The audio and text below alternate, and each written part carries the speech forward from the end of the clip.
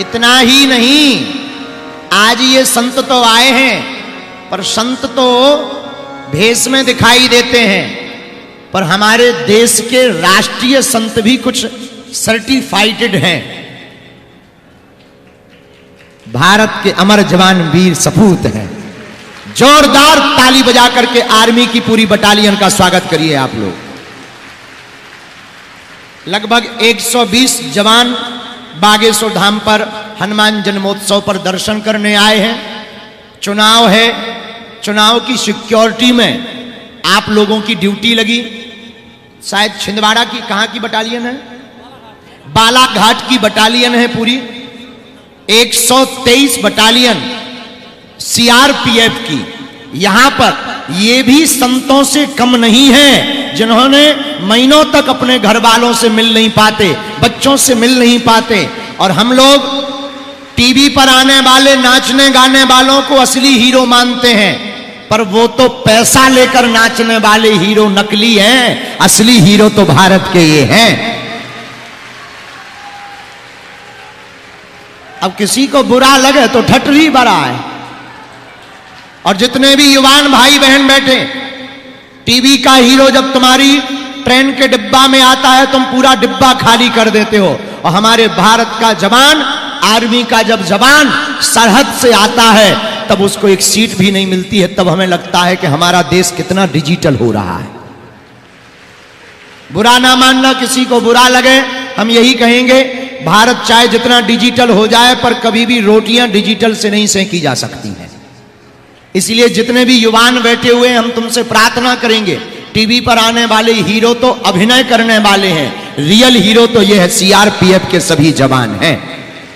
जोर से कहो, वंदे भारत माता की, भारत माता की, भारत माता की। यह पूरी बटालियन आज बागेश्वर धाम पर आई है। इनका भी हम स्वागत करते बिना विलंब किए हुए। मानस सम्मेलन भी है, और मानस सम्मेलन के पूर्व में हमारे बुंदेलखंड के तुलसी जिनको कहा जाता था, आज भी जिनको बुंदेलखंड के युग तुलसी की उपाधि दी जाती है, ऐसे परम पूज्य गोलोकवासी श्री राजेश्वरानंद जी रामायणी जी के सुपुत्र गुरु प्रसाद जी यहां पर हैं। और उन्होंने और उनके साथ मिलकर एक प्रियजन ने उनके द्वारा गाई हुई श्री हनुमान चालीसा की कथा को रूपांतरित करके पुस्तक के रूप में हम सब पाठकों के लिए आज विमोचन करवा रहे हैं। जोरदार ताली बजा करके श्री हनुमान चालीसा की पुस्तक को हम सब स्वागत करेंगे। और पूज्य महाराज जी संत और पूज्य भ्राता श्री से व्यास भगवान से प्रार्थना है कि आप भी विमोचन करें। आप लोग सब ताली बजाएंगे जोर से।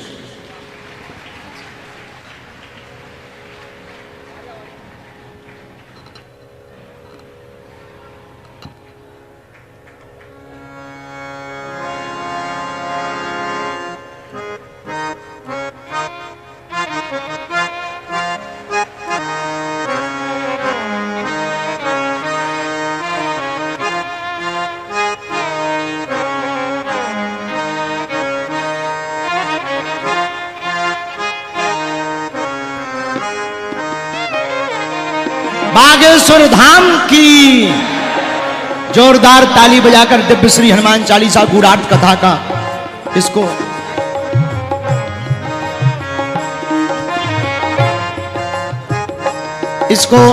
भूधर प्रसाद वर्मा जी के द्वारा संकलन किया गया। उनके प्रशांत सिंह जी के द्वारा इस कथा को पुस्तक को संकलन किया गया। महाराज जी की वीडियोस के द्वारा आपने वचनों को संकलित किया। जोरदार ताली बजा करके हम बागेश्वर धाम सिद्धपीठ आश्रम के इस प्रांगण में, जहां सन्यासी बाबा की तपस्या विराजमान है, जहां बालाजी की चेतना विद्यमान है, जहां लाखों करोड़ों लोग श्रद्धालुओं की आस्था है, ये वो भूमि है जहां लोग रोते हुए आते हैं और यहां से हंसते हुए जाते हैं। आज हनुमान महायज्ञ की पूर्णाहुति हुई और यह यज्ञ इस संकल्प के लिए की गई थी, भारत हिंदू राष्ट्र घोषित हो जावे। और दूसरा संकल्प इसी में कामना मनोरथ यह था कि भारत में लाखों लोग बागेश्वर हनुमान जी के अनुयायी हैं, विदेशों में भी अनुयायी हैं, जो बागेश्वर धाम पहुंच रहे, जिनका पर्चा नहीं बन पा रहा, जो मिल नहीं पा रहे, जो हनुमान महायज्ञ सहस्त्रार्चन हनुमान जी का किया गया, बालाजी का, वो इसलिए किया गया कि वो केवल अर्जी बांध दें और पेशी करें तो बिना पर्चा बने ही उनका काम सफल हो जावे। तो पर्चा की आवश्यकता नहीं है, हनुमान जी की चर्चा की आवश्यकता है। अब बिना विलंब किए हम खेत को बिजू को ना बने, वैसे ही देर हो गई, कथा के लिए भी बहुत विलंब होगा, तुम लोग भी 12 बजे से गाली बकते हुए बैठे हो। लेकिन आज हनुमान जन्मोत्सव है, आप सबको सरकार के प्रकट उत्सव की बधाई हो, बधाई हो। राष्ट्र का जागरण करने वाली हमारे श्री सन्यासी बाबा के कृपा पात्र और श्री बागेश्वर धाम के उपासक, संपूर्ण जनमानसों के हृदय में रहने वाली आपका स्नेह है, इसलिए भ्रातृभाव से, अन्यथा आप भी आचार्य हैं, उस भावना से प्रणतिपूर्वक श्री बागेश्वर धाम सरकार की सद प्रेरणा और सद संकल्प से संतों की पावन उपस्थिति, हमारे भागवत जी के परम आचार्य गुरु जी को प्रणाम करता हुआ, मिश्रा जी को, श्री महाराज जी को, सभी को प्रणति पूर्वक इस दास को इस व्यासपीठ पर बैठकर श्री हनुमान जी के जन्म महोत्सव पर श्री हनुमान जी की कथा सुनाने का ये जो अवसर बना है, निश्चित रूप से यूं समझना चाहिए, राम जी का जन्म होता है तो हनुमान जी झूमते हैं, हनुमान जी का जन्म हो रहा है तो श्री राम जी झूम रहे हैं महाराज।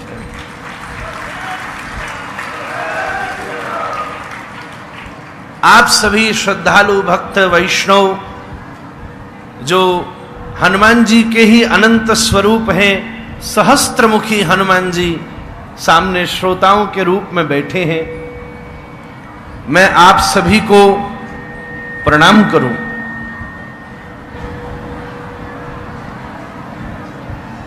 अभी हमारे महाराज जी, आज मंच की शोभा अनूठी है महाराज, क्या बात है। निश्चित रूप से संपूर्ण भारतवर्ष के वास्तविक संत, हमारे योद्धा, युवान, जवान, सैनिक इस व्यासपीठ की सरकार की सन्निधि में इस मंच के ऊपर आसीन हैं। निश्चित रूप से इसमें कोई दो राय नहीं है, इस देश में अगर कोई सबसे बड़ा हीरो है तो ये सब सैनिक ही हैं। सरकार, हम वृंदावन में एक बात कहते हैं, हमारे नंद बाबा के 2 छोरा हैं, एक जवान है एक किसान है महाराज। दाऊ दयाल हल लेकर के चले, वो चाहे भारत के भूर्वपूत शास्त्री जी के मुख से ये शब्द निकले हों, जय जवान और जय किसान, पर मूल बात तो वृंदावन से पैदा हुई है, क्योंकि हमारे नंद बाबा ने 2 छोरान को जन्म दीनो, एक सुदर्शनधारी जवान श्री कृष्ण है और एक कंधे पर हलधारी किसान श्री बलराम जी महाराज है।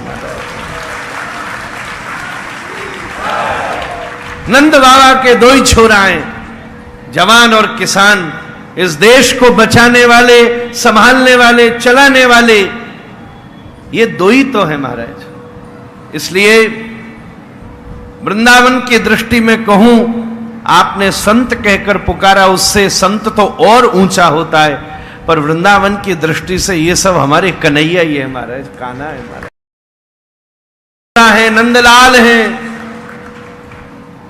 अगर राष्ट्र माता के सपूत हैं हमारी दृष्टि में, तो हमारे नंदलाल हैं, नंद बाबा के ही बालक हैं, कृष्ण स्वरूप है महाराज। आप सब अत्यंत श्रेष्ठ जन हैं। आज संपूर्ण विश्व बागेश्वर धाम की तरफ देख रहा है, वैसे तो कण कण में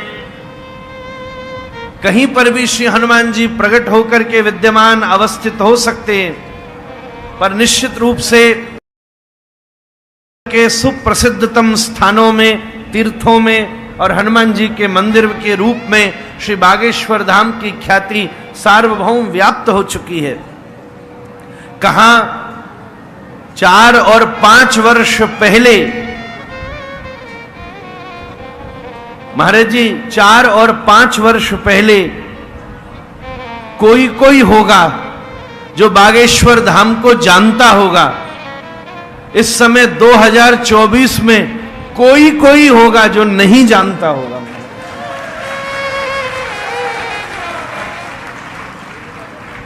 और ऐसा कोई भी खोई है, बस वो खोई वाला ही है। चाहे को बट जोड़, चाहे उसके मन में घटाव हो या बढ़ाव हो, वो उसकी समस्या है, पर उसका आकर्षण और हृदय तो इस तीर्थ के प्रति है ही। उसके पीछे स्वयं आपका अन्यान्य पुरुषार्थ है। व्यासपीठ की कथा की महिमा है महाराज। व्यास का मतलब ही विस्तार होता है। व्यास का मतलब ही वेद तो पुराने ही हैं, सदा हैं। कृष्ण द्वैपायन जी ने उनका विस्तार किया है, इसलिए तो कृष्ण द्वैपायन व्यास बन गए। सही बात मैं निवेदन करूं, किसी भी व्यवस्था में ये जब व्यासपीठ लग जाती है तो उस व्यवस्था का भी व्यास हो जाता है महाराज, विस्तार हो जाता है। ठीक है, बहुत सारे लोग दरबार भी करते होंगे, हनुमान जी के मंदिर भी हैं, दुनिया भर में होंगे, पर सरकार ये बात तो देखन वाली ही है, सबको पता है। व्यासपीठ, आपकी व्यासपीठ ही इस तीर्थ का व्यास कर रही है महाराज। ये राम कथा और भागवत कथा का स्वरूप है। खैर, भूमिका को लेकर के तो मैंने बहुत सारे मंगल में बातें कल भी यहां निवेदन कर दी थी। आज हमारे वृंदावन के अन्य विद्वान महापुरुष यहां उपस्थित हैं। आज मानस सम्मेलन का भी पवित्र आयोजन है। मैं उसके रस से भी ज्यादा वंचित नहीं होना चाहता। हनुमान जी को वक्ता और श्रोता दोनों बनने में ही आनंद होता है, इसलिए उनकी उपासना की दृष्टि से आज जो सुनने का सौभाग्य है उससे भी मैं वंचित नहीं होना चाहता। इसलिए बहुत ज्यादा भूमिका में न इलझता हुआ इस समायोजन के मूल विषय पर संवाद करने का हम लोग प्रयास करते हैं। श्री हनुमान जी महाराज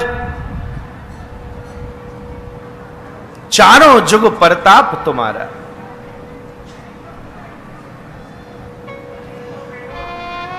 हमारे श्याम सुंदर की भी सेवा में है महाराज। और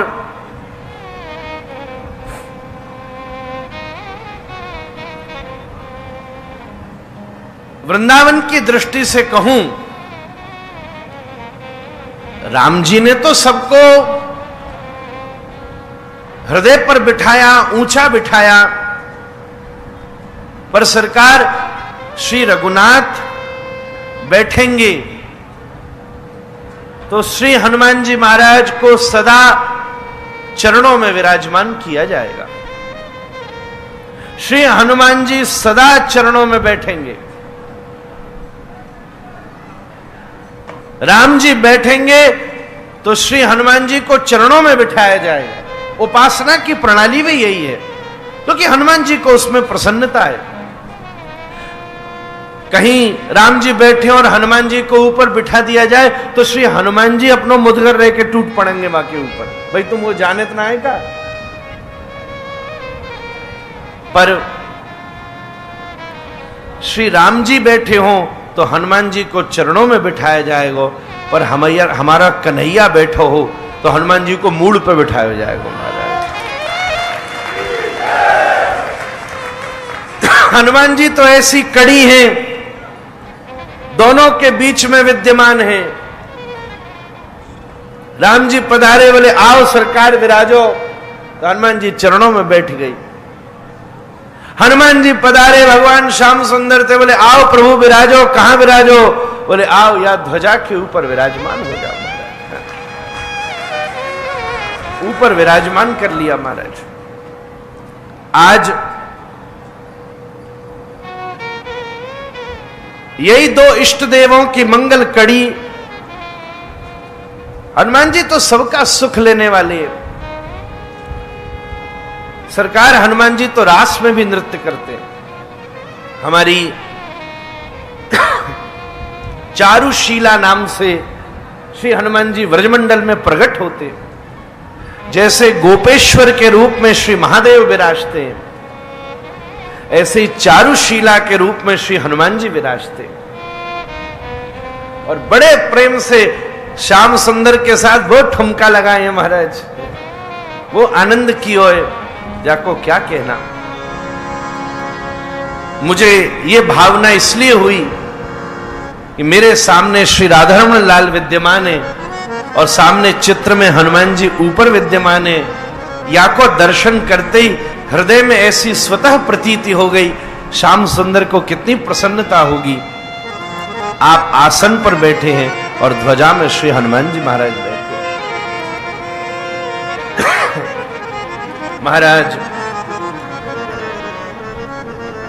सब देवता या कथा में सरकार मुंह से प्रसन्न है, इन दो देवता के अलावा बस। जय हो।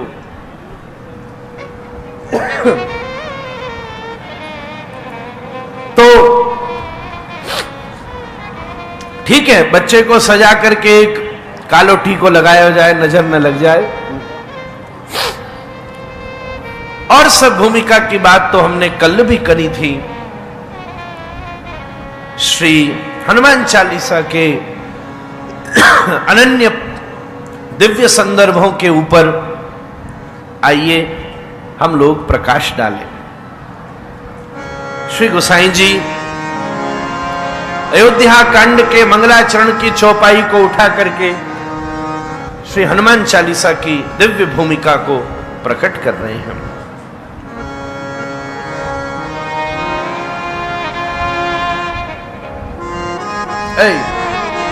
तुम ज्यादा डिस्टर्ब कर रहे हो। श्री गुरु चरण सरोज रज निज मन मुकुर सुधार। सरकार आपकी आज्ञा हो, ऐसी कल शायद आपने कही थी कि अपन सार्वजनिक हनुमान चालीसा करेंगे, तो शायद वो वाला क्रम उस समय यहां तो नहीं हो सका। तो पहली चौपाई ही क्यों मैं व्याख्या करूं, उससे पहले आज से बढ़िया दिन क्या होगा, एक बार पूरी हनुमान चालीसा ही गा ली जावे संग में। अगर सरकार का माइक है, नहीं तो उनको दे दिया जावे। हम और जय जय संग में मिल करके, जैसो अयोध्या के हवाई जहाज में संग में गाई काई मारे हैं। अयोध्या के हवाई जहाज में भी हमने और सरकार ने संग में बैठ के हनुमान चालीसा करी। आज वही स्मरण हो रहा है। बस ये फर्क है, उस दिन हवाई जहाज राम जी की तरफ जा रहा था, आज हनुमान जी की तरफ जा रहे हैं हमारे। तो हनुमान चालीसा पूरी कर ली जावे और फिर उसकी व्याख्या के प्रति हम सब लोग आगे चलें। ये सौभाग्य भी हमको कभी कभी मिलता है जब हम और आप मिलकर संग गावें। एक बात और कहूं, जब कोई एक गाता है तो कीर्तन होता है, सब गाते हैं तो संकीर्तन हो जाता है महाराज। कलयुग में तो संकीर्तन का ही विधान है महाराज। यज्ञ ही संकीर्तन प्राय, ये तो संकीर्तन यज्ञ होता है। तो महाराज श्री गुरु चरण सरोज रज निज मन मुकुर सुधार। वर्णो रघुवर विमल जसु जो दायक फल चार। बुद्धिहीन तनु जानिके सुमिरो पवन कुमार बल बुद्धि विद्या देहु हरहु कलेश विकार।